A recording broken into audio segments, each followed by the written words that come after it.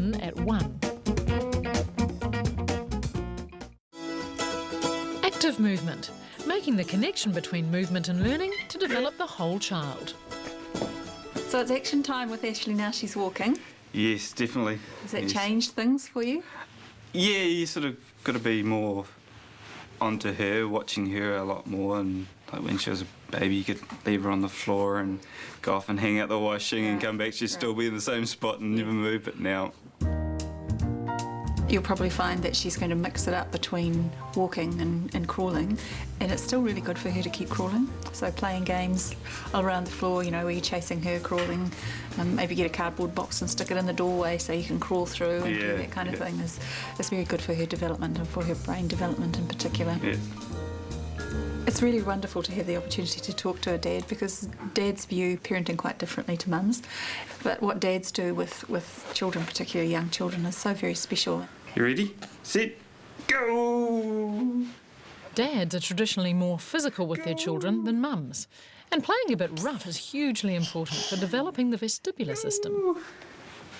Your vestibular system is all about having an understanding of what it feels like to be in or out of balance. We actually develop that when we're right inside mum's tummy. So you can imagine all the movement that's going on inside here. And most of the time you're upside down. I'm going to go upside down. 1, 2, 3. See where my hands are? Put your hands down, Ashley. I can see you, Ashley.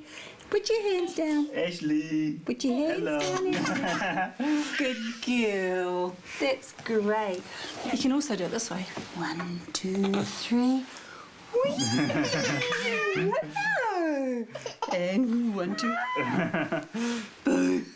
How's that? Just gently and slowly is actually much better because when you do things slowly, it's much better because the brain then has time to take in the information. If you do things quickly and fast, even though it's good to get a bit of an adrenaline high every now and again, she's not learning as much as when you do it slowly. Yeah. So you could do things with her like pulling her around on a blanket, rolling her up in a blanket and unrolling her, just putting her in the blanket and you swinging her, you know, the two of you swinging her together. That's a lot of fun too. Another nice thing to do is to have her lying on your legs and put your feet on her tummy and move her forwards and backwards like that. That's a really nice activity. They love pretending they're flying like birds or aeroplanes or whatever. Later on, like in school, it's often the kids who do the handstands, the forward rolls, the cartwheels, rolling down the hills, run round on the bars, you know. They're often the children that have much better ability to be able to sit still for longer periods of time. Yeah. You want banana? Has Ashley shown any signs of which hand she's particularly looking like she might be using? Seems to be more right-handed than left.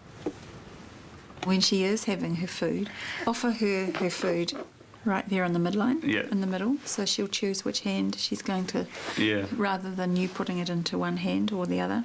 Yeah, put the spoon in the middle of the high chair. Yeah, she's using both hands to eat. That's because she's still what we call bilateral. Yeah. She hasn't crossed her midline.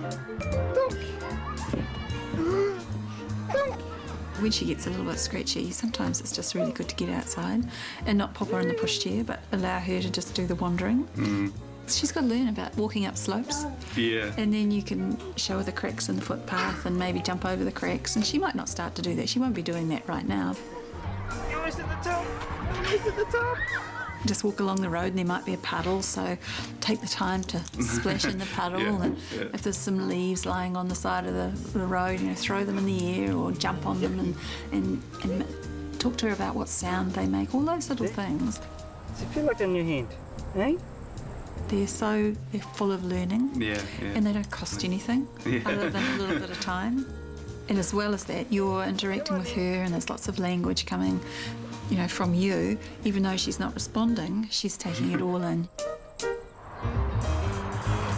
Every second Wednesday we do a pram walking group, and that's run by the Sport Auckland and ARC in a spa. 45-minute, an hour sometimes, walk around the park. And so it's fitness for parents as well. Yeah, and then most of the parks have got like a play area for the kids, so then we all stop and all the kids have a big play on the swings and How did you learn slides. about that? Just through websites. I wanted something to do for myself, to get out and sitting at home all day and not doing much exercise. I needed to do something for a start, and then also to get her around other kids and It's brilliant. and just watching other kids playing. She's just stares at them and picks up so much stuff, and it's Yes. so good to. Great for social for both of you. Yeah, definitely. Joe, 1-year-olds love stacking blocks and toppling them over. there you go.